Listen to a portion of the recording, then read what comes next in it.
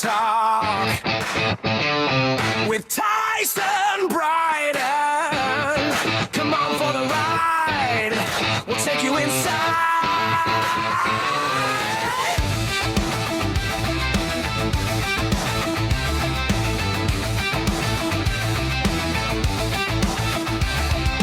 Non-stop rock talk. It's non-stop rock talk with Tyson Bryden. Come on for the ride. We'll take you inside. Welcome to Nonstop Rock Talk. I am your host, as always, Tyson Bryden. I'm very happy to welcome from the band Von Groove, Michael Shotton. Michael, welcome. How are you doing, man? Great, Tyson. How are you doing? I'm good. Awesome. It's Friday. Great to be here. It's Friday, and we're into the weekend now. And we get to talk about a brand new album, which is your brand. Very new excited album. to talk about that. Thank you. Yeah, we're very, very proud of it. But before we do that, I wanted to ask you. What I've always found astounding is that you are a drummer as well as a singer, and I'm sure you get asked this question a lot. I assume you started as a drummer before you were a singer? Yeah, it's actually it's actually a bit of a funny story. When I was in high school, I mean, all I wanted to be was a drummer, and I had my first high school band. My music teacher, who God rest his soul, I love this man, Don Singular. He always gave he gave me the key to the music room, and every Friday night at my high school they had dances in the cafeteria area. So we would load our gear in and go all the way down the hall to the music room, and they had, this is dating myself, but well, I'm old. They had trainer columns in the music room, and so we crank up the trainer columns, and me and my band, like it was a 3-piece band, and we go in there and we play Rush, Genesis, Yes, all the great music, Toto, all that great stuff. Yeah. And we could never find a singer. Like it was always just instrumental. And my bass player at the time was a guy named Dennis Dinsmore. I haven't seen him in forever. I haven't seen him really since post high school. So that's like 40 years. Yeah. And then John Goulart was our guitar player. And I just reconnected weirdly with John Goulart a couple of years ago. And he's still a professional musician, a great guitar player.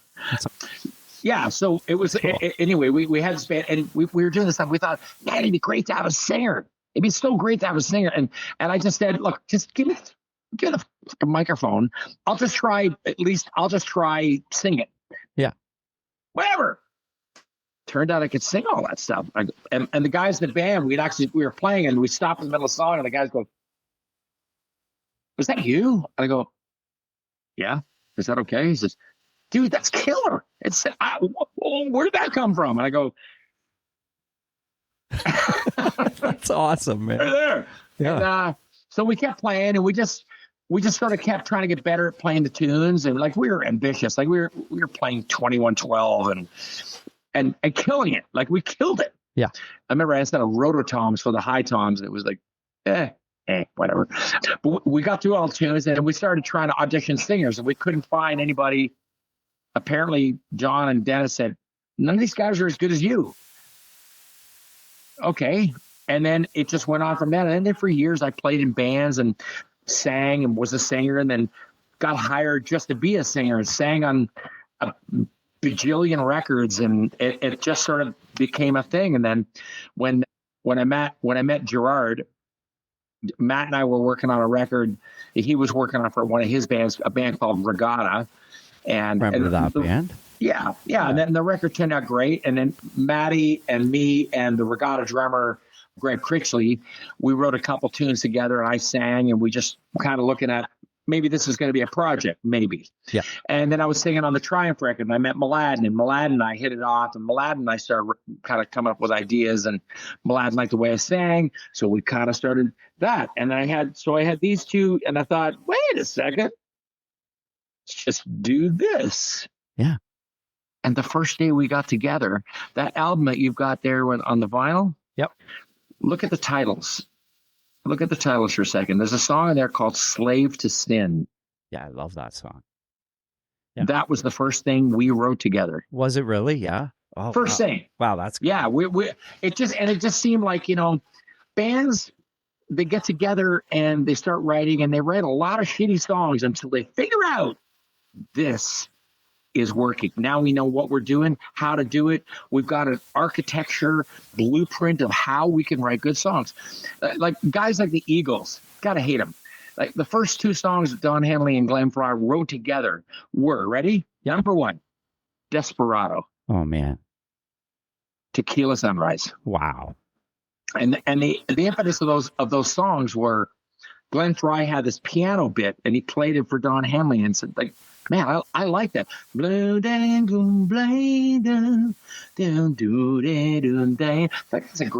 That's a nice thing. Yeah. And he said, I wrote a lyric. He wrote the lyric in '68, Don Henley.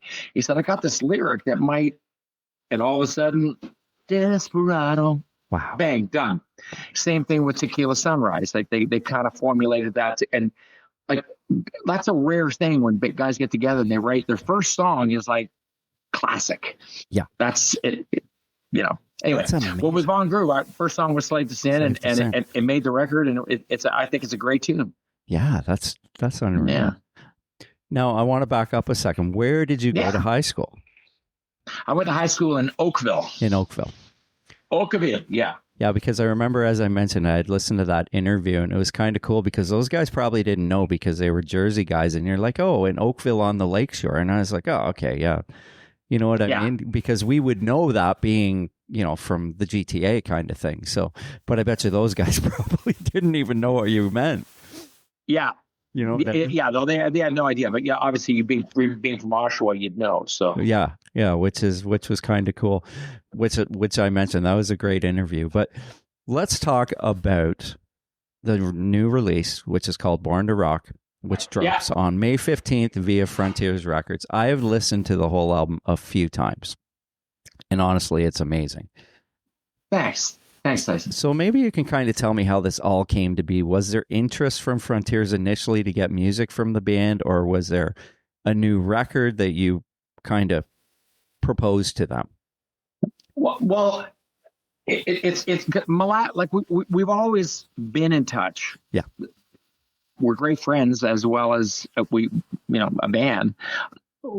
It was something that I had done some records with Frontiers in the past, and they're a great label. They're great to work with. They're very, very, very artist friendly.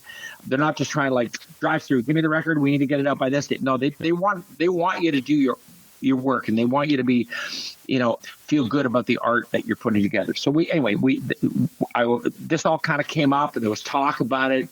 Nothing serious. Then we started talking to each other about it and going, really? Do we have this in us? Like, I mean, all of us, we're all on walkers and Depends now. So, I mean, what do you think?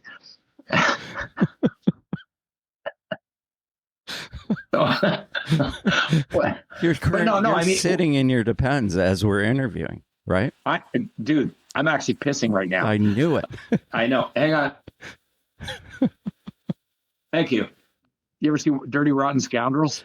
Yeah, not for a long time, but I do. I love that bit. Steve Martin said, mind if I go to the bathroom? Michael Kidd said, no, go ahead, dude. Thank you. That's awesome. So, no, I mean, we're guys in our 60s now. I feel like I'm in good shape. I'm fit. Matt's fit. Mladen's fit. We can still rock. And I think, we see the video. I sent it to a bunch of my friends. I go, what do you think? Like, we did that in my living room. Like, here's my living. Here's my fireplace, and I go around, and we did the video right there. That's right awesome. In front of the kitchen with green screen. With the green screen. And yeah, we did the green screen, and Matty did the thing at his place, and then we just we had this friend of ours, Randy James, who is an incredibly talented guy, and he kind of sort of headed up all the AI stuff. And then my idea was, I want this record to be a time capsule where you see all the album covers, and you realize, great, this band's got it looks so cool. Records, man. We got 8 records. Yeah. And there's some great music. My buddy Jake, I saw him last night, and he said, dude, I went through and I've been listening to all the Von Groove albums, and I go, like, it's it's just so good. Like there's so much material and so good. Like you guys didn't write shitty material. And I go, That's true. No. I mean, we have with the three of us. I've had the question asked to me a couple times. What was it like writing together again? Did it take time or was it natural? Okay, so it was honestly like having sex with your ex-wife. It was basically, it was easy. You knew what to do. You knew the things to do. You know the things. You knew everything. Like it didn't take anything. Matt and I started writing the record last October. Matt and I started working on it around October. Mladen jumped in a couple months later, but the fire was going. Mladen comes in, the fire increases, and we were pinging back things back and forth. We did everything virtually, and it was a great way to actually work because we did a lot of FaceTime and stuff where we'd take them. What do you think if I did this melody here? And I'm kind of liking this lyric, Matt. What do you think about this? Oh, I like that a lot. That's great. I said, I'm going to sing it, and I start singing at the top of my lungs. He goes, dude, that's going to be amazing. That's going to be great. Okay, record all that, send that down to me, and let's live with that. It was so cool because we were really in the same room via technology. Yeah. I didn't just sort of sing a bunch of stuff, mail it off, and that was it. Yeah. We were critical with each other. The way we were on all the records, we were always each other's best critic. Matt and Matthew know what I do. They know what I'm strong at. They know where I go. It's great. I know what Maddie's strong at, and I know what Mladen's strong at. So we have this inherent osmosis relationship that we really can write well, quick. We have a no shit filter where if an idea comes in and it's clearly like, dude, there's like peanuts dripping out of that crap, lose it. We don't even work on it. We don't even bother. We just go I like this. Yeah. There's a tune on the record called Angela. I wrote it on keyboards. And I love that. Thanks, man. Thanks. Thank you. I wrote that one. I sang it on keyboards, and the vocal that was on my demo and the background vocals are the ones that are on the record. Wow. Because I sang it, I felt like, fuck, I nailed this. I nailed this. I really feel good about this. I sent it out to Matthew, and Matthew's going, like I said, I know it's keyboards, dude. And of course, what's the worst part about being a keyboard player? Telling your parents you're gay. Anyway, I sent it off to him, and he was going, dude, this is a great tune. This is great.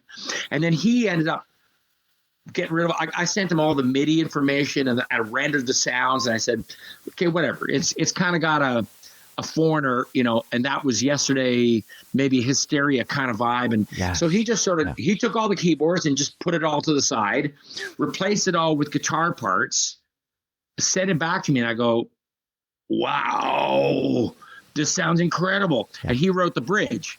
He came up with the bridge changes and then sent it back to me, and I wrote lyrics across the bridge and melody.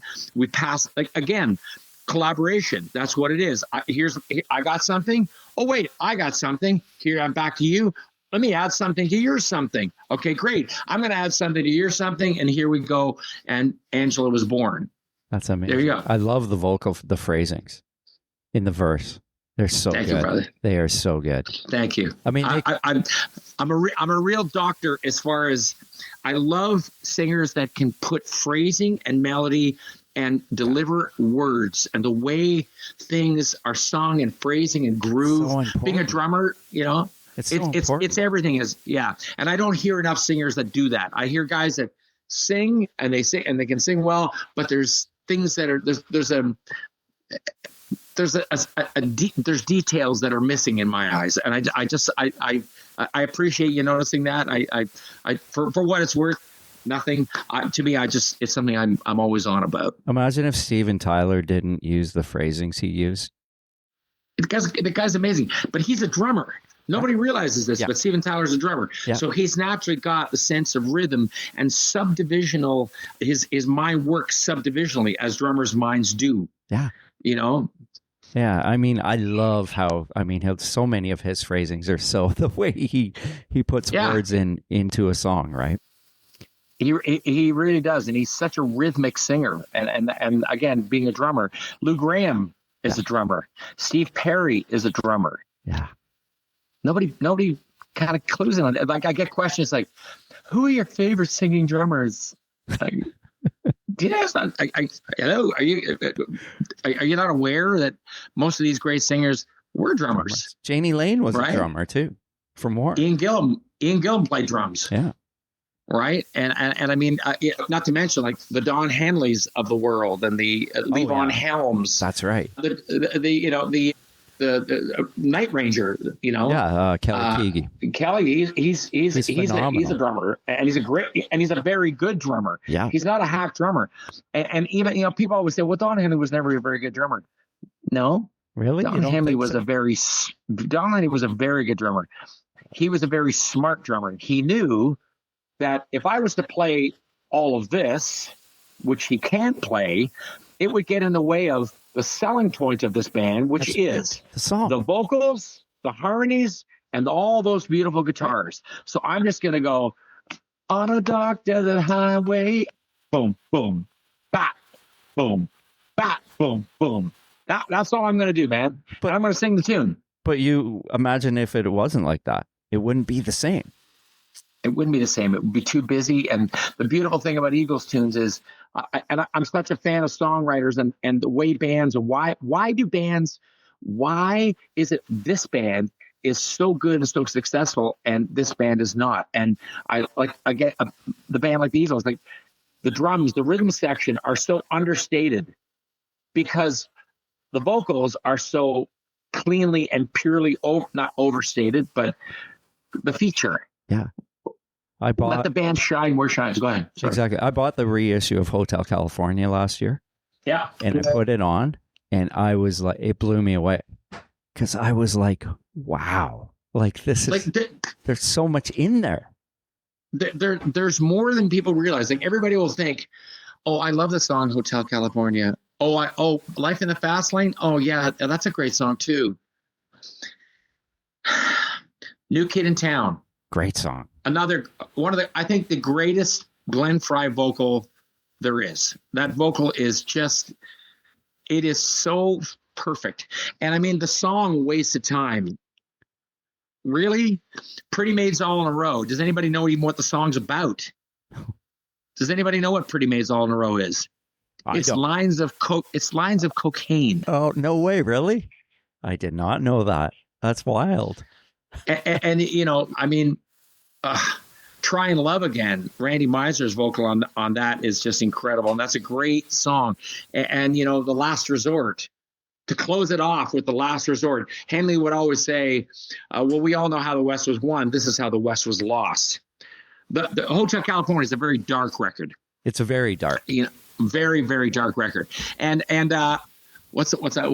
What can I think of? What kind of love have you got? Oh, I know that. What song is that? Well, anyway, originally that song was what Don Felder tried to sing it, and it wasn't happening as well as it had hoped.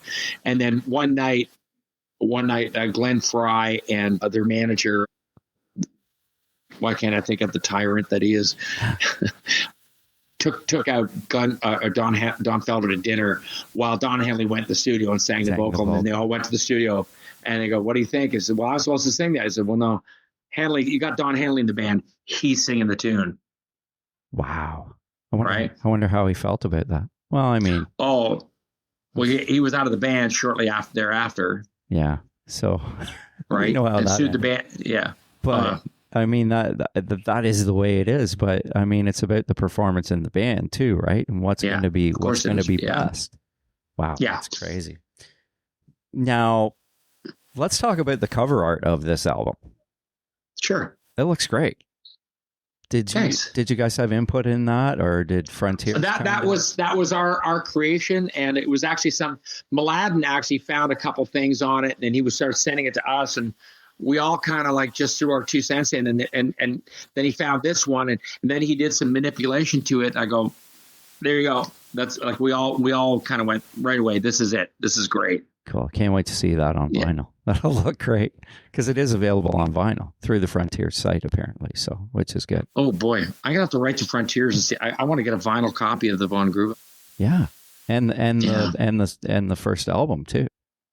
Yeah, for sure. I'm surprised they didn't send you one. Who are we? We're just the artists. Right. Yeah. Right. I got into music. Shouldn't I have a copy of my own album? I know, man. I got into music because I know I'd make literally hundreds. Yeah, I'm really glad though that you like the record. That makes me feel very, very good because it's a weird thing when you've been in a band that's made this many records, then we took a hiatus, and then to do a comeback record. I mean, and you and I both know you can leave this on the record or off the record, but I see a lot of bands that come back after all these years. Of course, things that are involved: age, health, physical ability, vocal ability. Yeah. They're sometimes a little lackluster because, you know, age does have an effect on everybody. But I'm the comments that we're getting from people in general are that this doesn't sound like a young band. And when I sent the video around to a bunch of my buddies, I said, "Hey, what do you think of this? Like, do we look like a bunch of homos, or does this come off? How does it come off to you?" Not that that's a bad thing, as Jerry Seinfeld would say. That's Not right. that there's anything wrong with that. That's right. Right. And all my buddies, you know, come back to me and say, "Mikey, you guys look like you're having a fucking blast. You look like you're having fun." And they said, "You in particular, you just look like you're having the time of your life." And I remember all that was done. My part of it was done in about an hour. Yeah. But man, did I have fun. It looks great. And the fact that you put the vocal line to "Once Is Not Enough" at the end of the song is so cool. We're sneaky little bastards. Yeah, that was sneaky. I was like, hey, wait a second. What was that? No, that was cool. And I mean, a track that I really love is "Fearless." Amazing. Oh, good. We like that one too. And yeah, what I've also noticed is the positivity in the songs themselves. Yeah. That was a conscious effort on our parts, and you know, things like you know, Champion, Dreams, Undefeated. Yeah. You know, yeah. Yeah, I loved that. And getting to Heart of Forgiveness. As soon as you hear that, that is reminiscent of something that would be that was on the first album. It's kind of, you know, that heavy drop D thing with the chugging guitar. But nice. But it has a new. That's actually me playing guitar. Is it? That's me playing guitar. Oh, great job! Great job. Yeah, when I said to Matt and Mladen, I go, "Yeah, but replace it with like Mladen, replace this." And Mladen put the solo in there, and all the rhythm guitars were me, but which I still sort of don't even believe that I'm actually playing guitar on one of our records. But you know, hey, that's whatever. So cool. I love his guitar playing too. He is the best. I think he is so. I always say to him, like, even on Heart of Forgiveness, when I'm playing the guitar parts, I'm kind of like trying to do my best Mladen impression. Yeah. There's nobody else I would, because I just think he is one of the. Like I live and breathe in a studio. I produce tons of people, and I record guitar players, and he's such a signature player, and he is probably the most gifted rhythm guitar player I've ever seen in my life. Yeah. And his leads are great too, but his rhythm playing alone is just, it's unbelievable. But his tone and his sound and how he executes, it's like, I mean, you might be able to tell that I am a guitar player, so I kind of pay attention to those things. So for me, it's okay. I'll talk slow. Okay. Yes. Thank you. Thank you. If you could slow down a bit, I would appreciate it. No, but he's got that. I mean, that's you've talked to compression before in that previous interview, the compression and the delays that he's got on there. It's just like this amazing full guitar sound, and I love it. And the way he executes it. He just has a thing. He just honestly has a magical thing. I don't know what it is. I don't know how to describe it, but there's just something magical about what he does. Yeah. He's just so gifted. He really is. Yeah, and he hasn't lost a step, because everything he did on this album, except for Heart of Forgiveness, which you played, which I think that's awesome.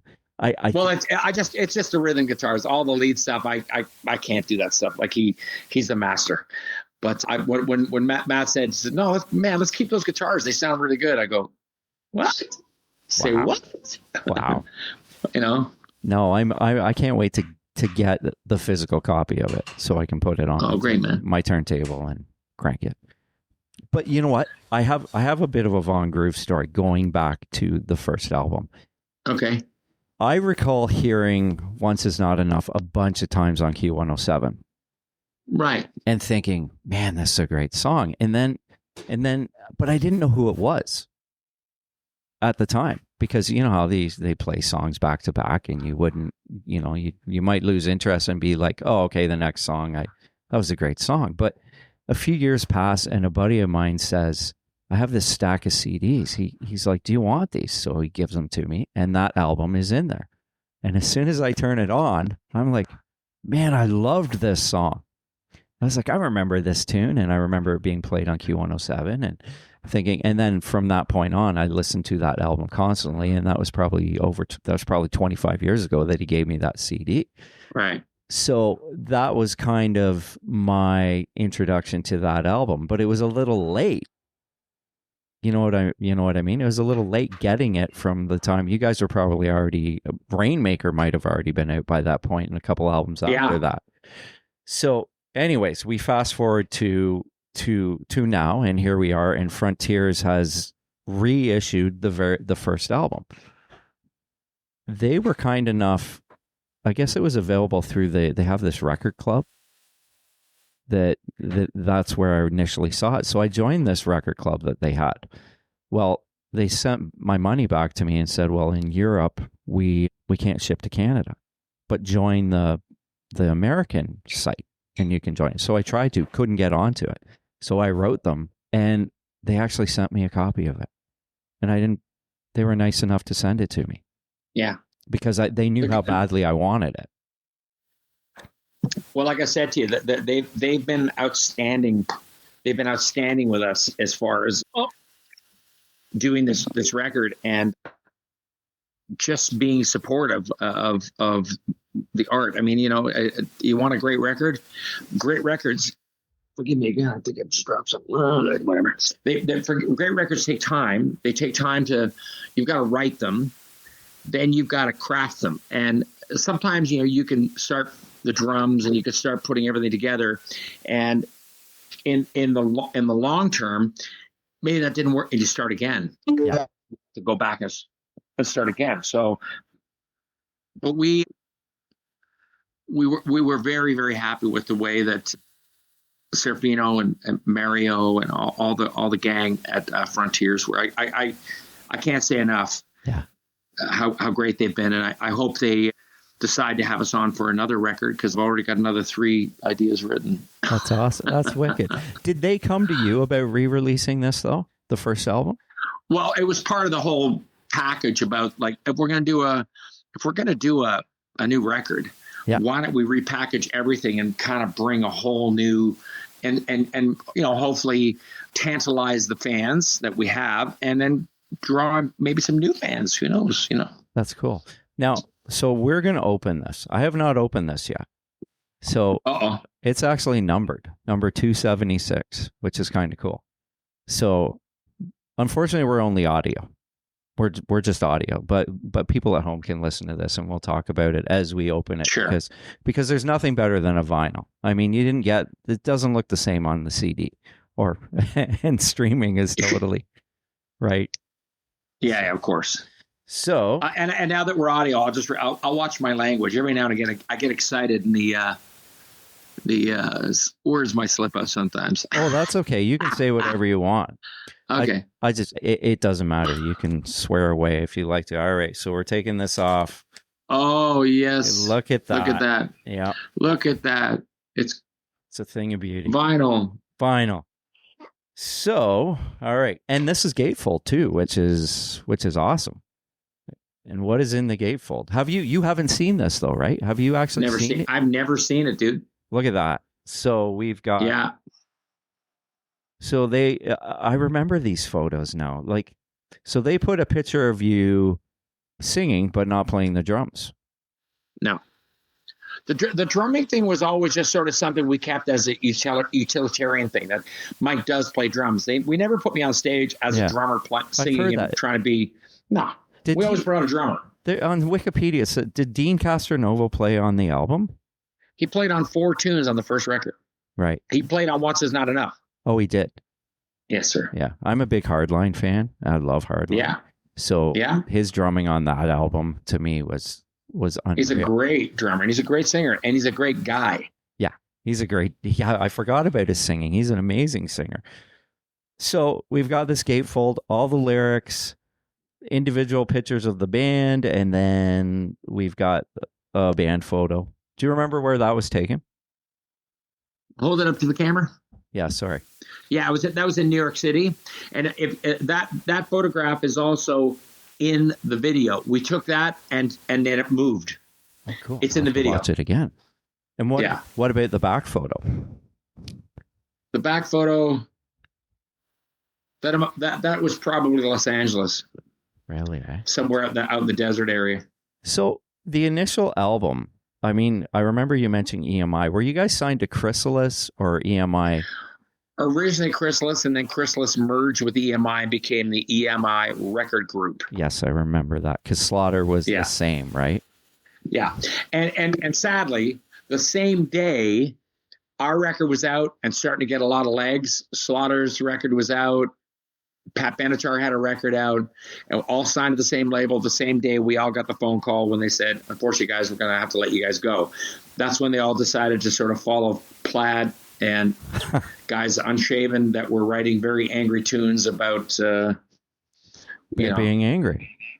Being angry. Yeah, and I hated it. I didn't like it. I wasn't into it. The 90s sucked, man. I agree 100%. It really did. Yeah.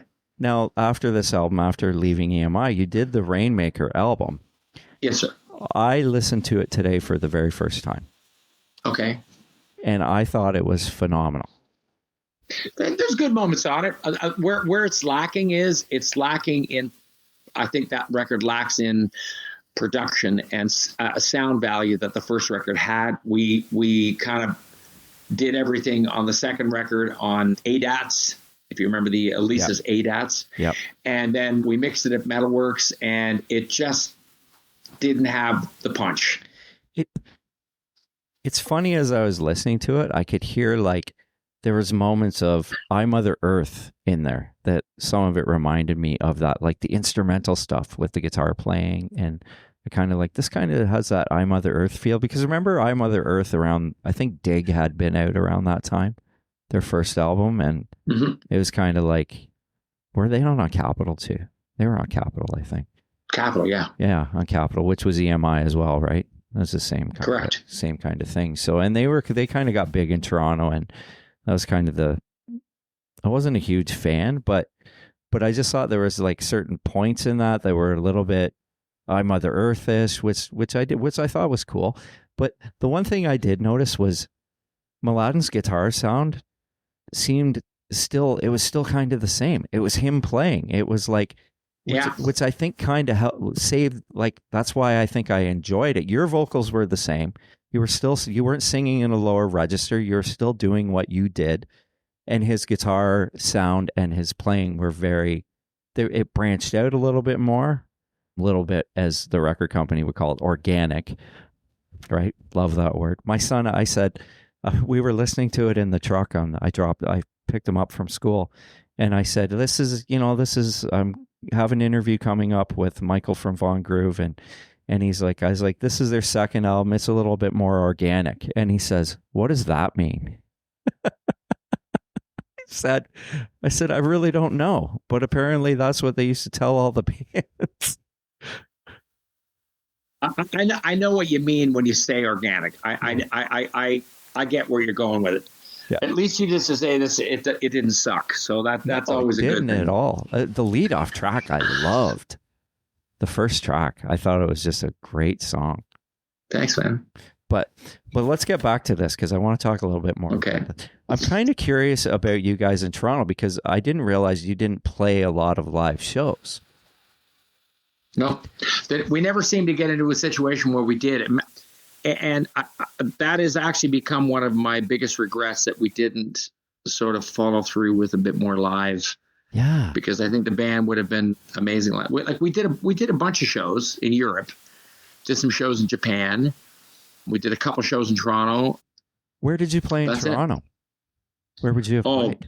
Years ago. Like the warehouse or ago. like back then? Yeah. The warehouse? Yeah. Years ago. Years and years ago.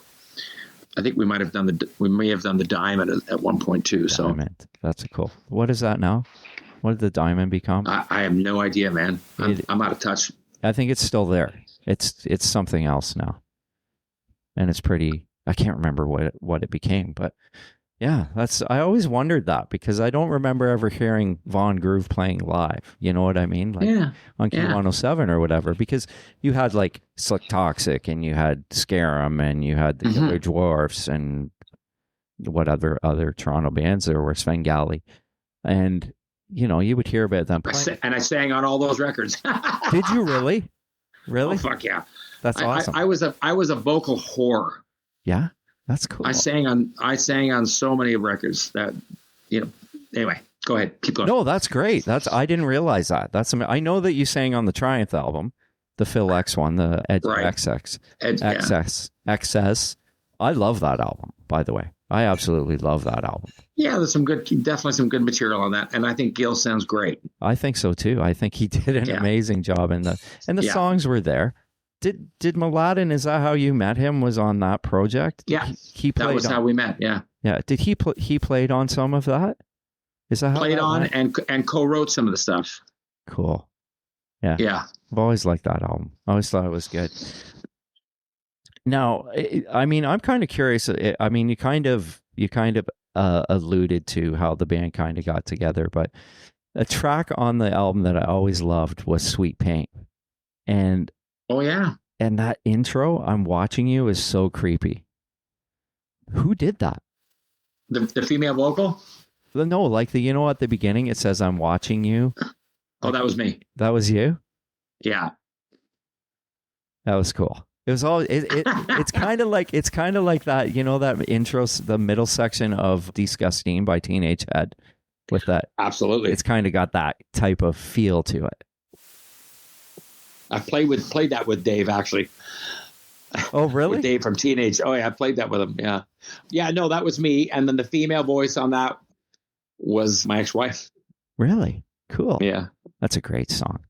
Yeah, it's kind of like a sleeper track on the album because you don't expect it.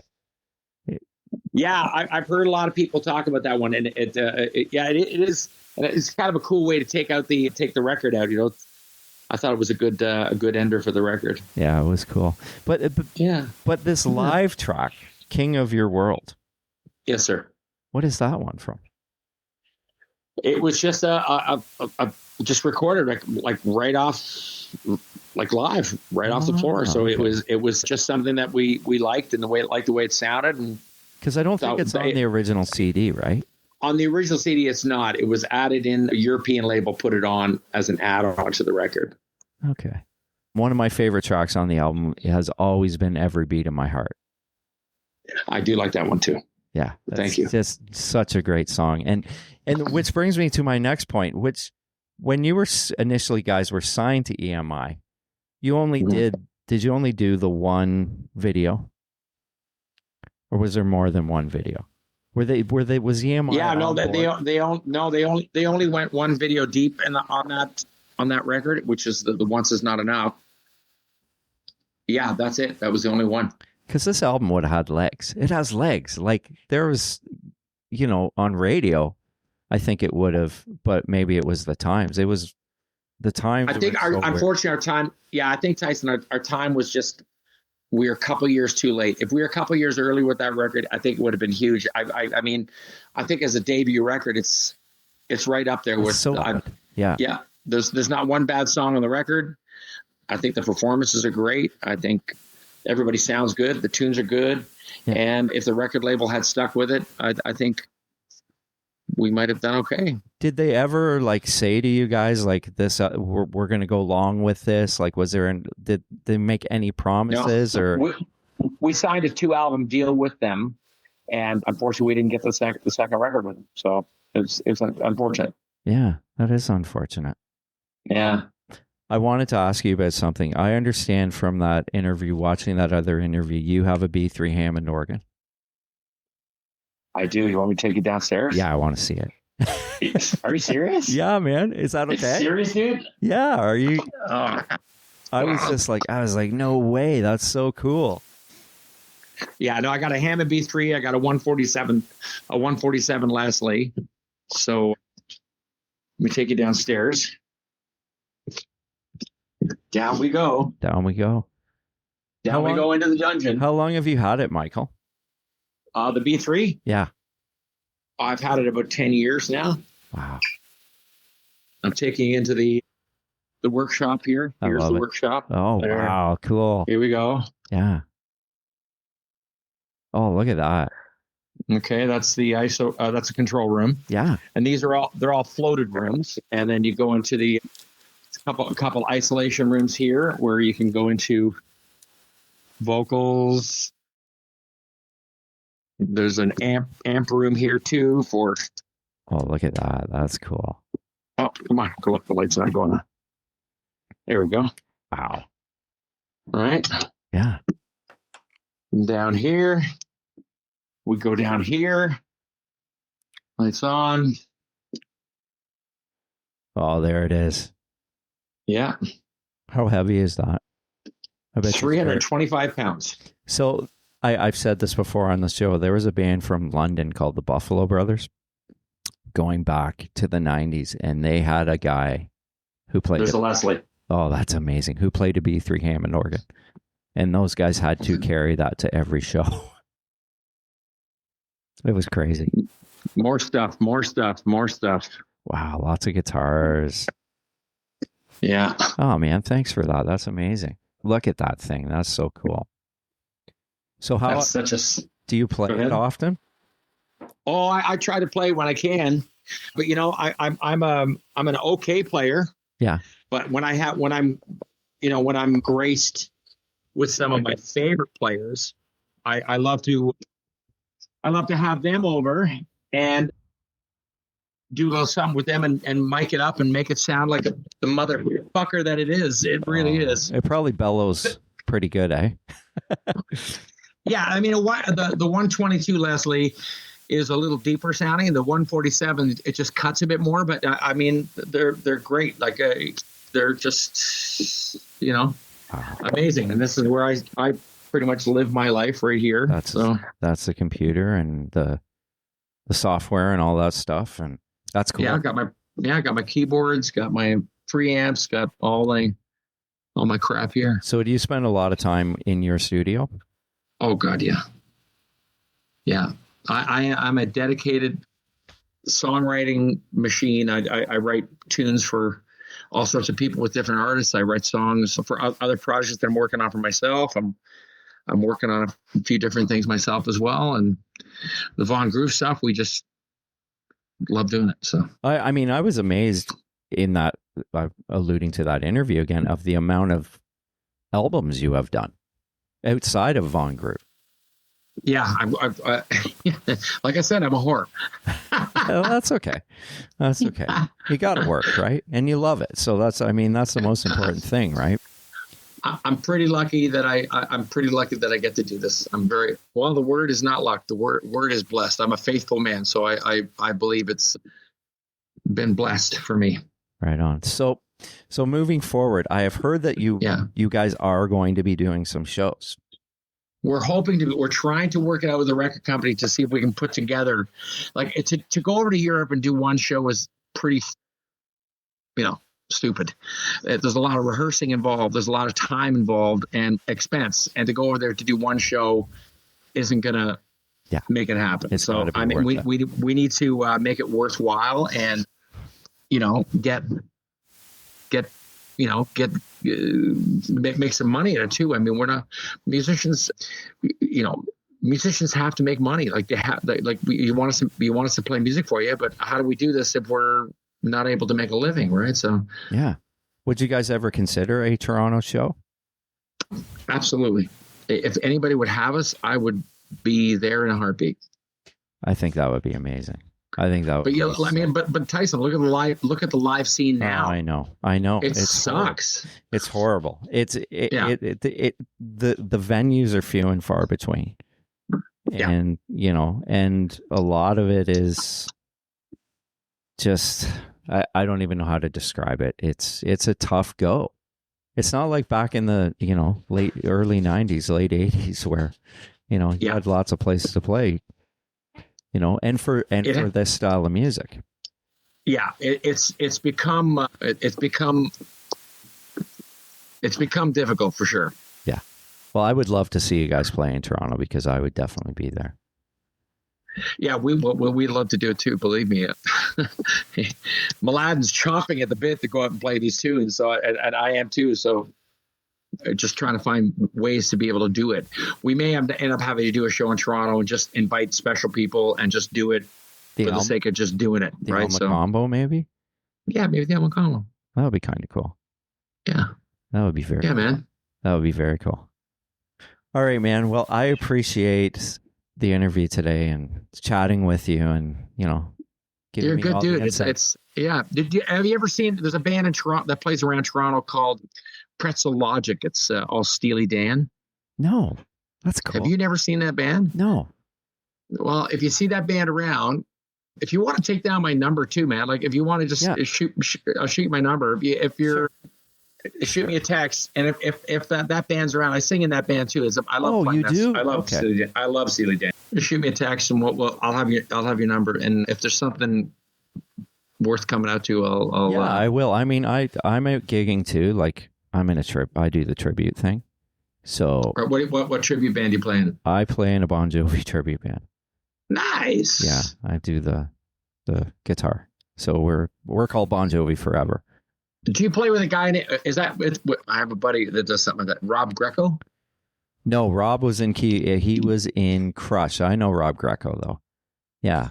They actually started after. Like this band's been together 24 years. I've been in and out a few times, but Greco was did Crush. I think a few years after we started, and then they were doing it. So, yeah. And the guy. Well, if you're ever around a little bit more of the West End. I'll let you know. Yeah, maybe I'll come out and... That'd be awesome. Come out and hear you guys. I want to come out and see you too. So that'll be awesome. Okay, brother. Okay, man. Well, Tyson, again, sorry for the tardiness on that. No big deal, man. It's all good. Like the link disappeared amongst 12 other things disappeared on my... I have no idea why this is happening, and that's when I panicked and called John. But I'm so glad we connected. It was a lovely chat. Yeah, it was awesome, and we'll talk soon. I'll shoot you a text. All the best. Okay, thanks. All the best. You too. Thanks, Tyson. The best to your family too. Yes, you too. Thank you. Bye. Bye, man. Thank you.